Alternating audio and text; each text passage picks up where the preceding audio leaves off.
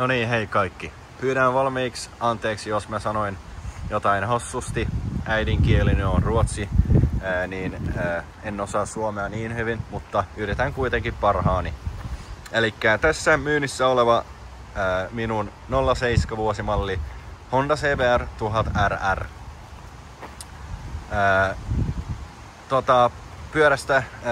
Pyörämallista, jos ei ole tuttu, niin 170 jotain hevosvoimia, paino jotain vähän alle 200 ehkä, en muista tarkalla. Niin kuin näette, niin hienot aftermarket punaiset katteet ja mitä muuta ulkonäköistä. Siinä on nämä fake risoma peilit, ihan perus, toimii, tyylikkäät, säädettävät kahvat.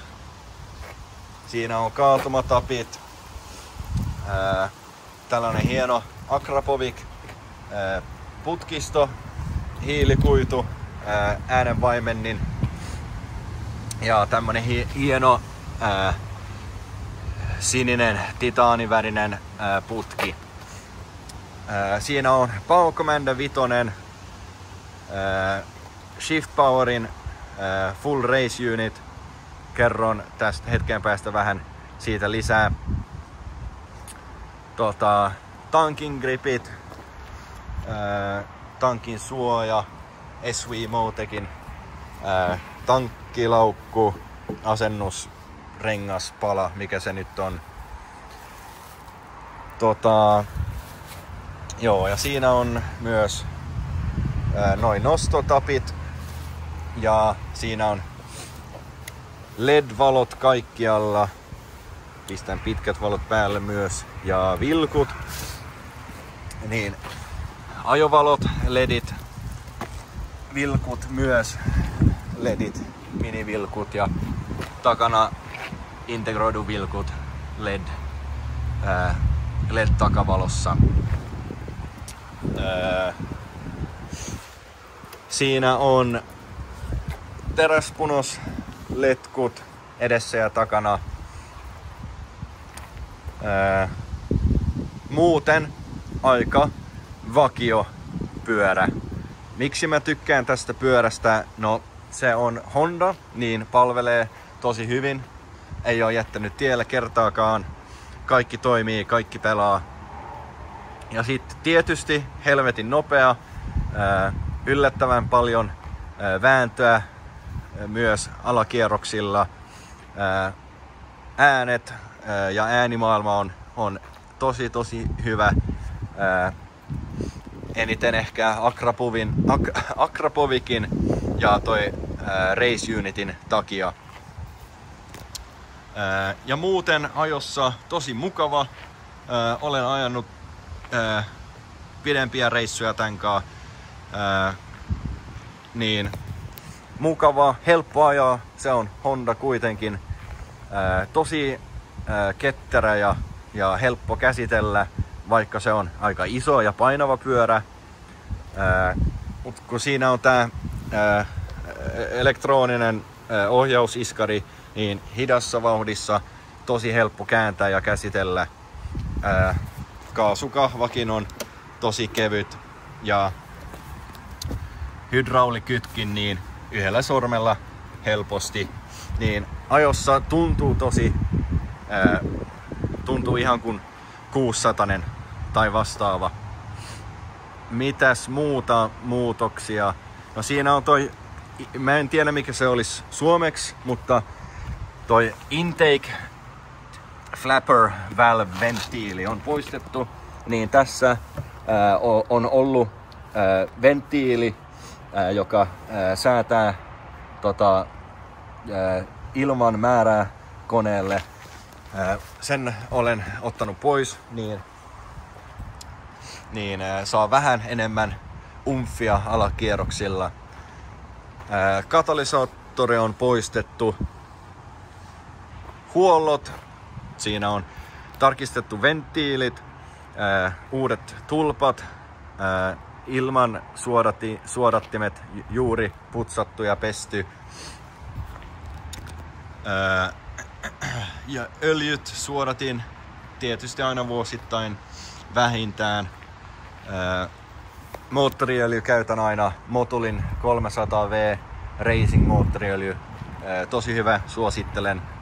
Ja KT:n öljyn suodatin. Siinä on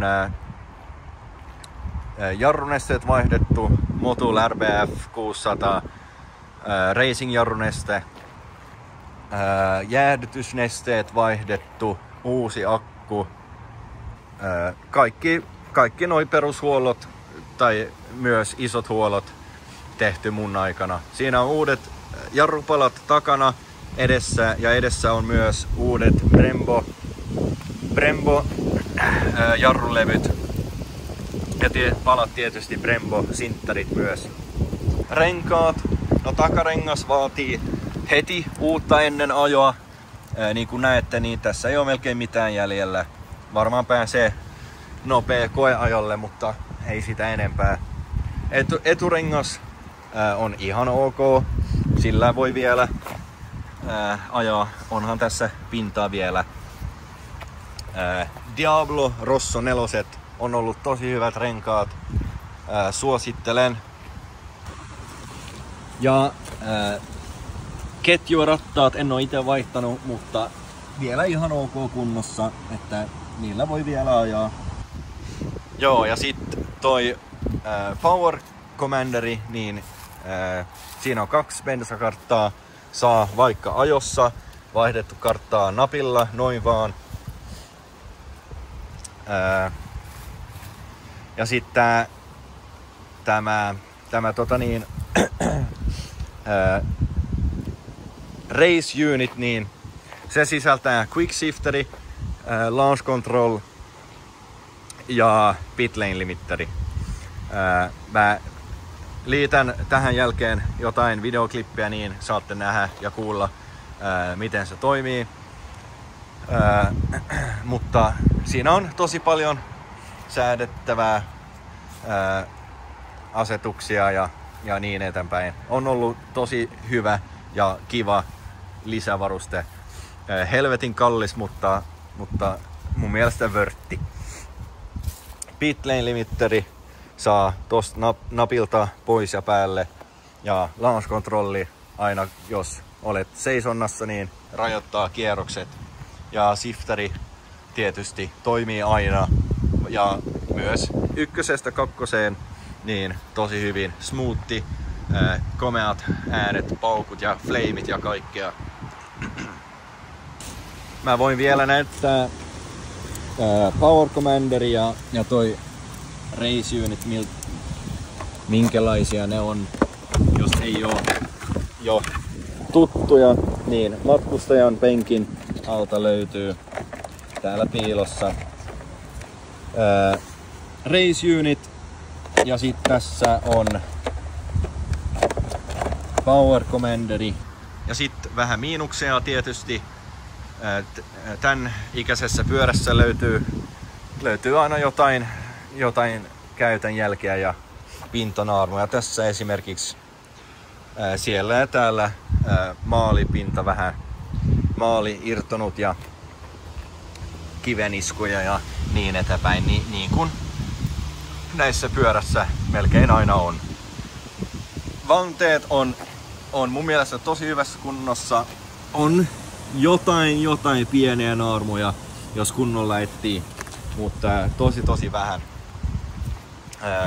Ja takavanne sama, että jotain pientä löytyy, mutta mun mielestä hyvässä kunnossa ja hieno pyörä. Joo, ja sit kun ootte varmaan jo huomannut, niin tää etumaskin nämä korvat halkenut molemmat, ja olen yrittänyt vähän pelastaa ulkonäköä. Olen sahannut tää visiiri noin. Ei ole maailman hienoin tai aika ruma, mutta en oo itse jaksanut korjata. Saa mukaan uusi ehjä tuulilasi, jos itse haluat korjata. Ja etumaski muistaakseni ei kovin paljon maksaa.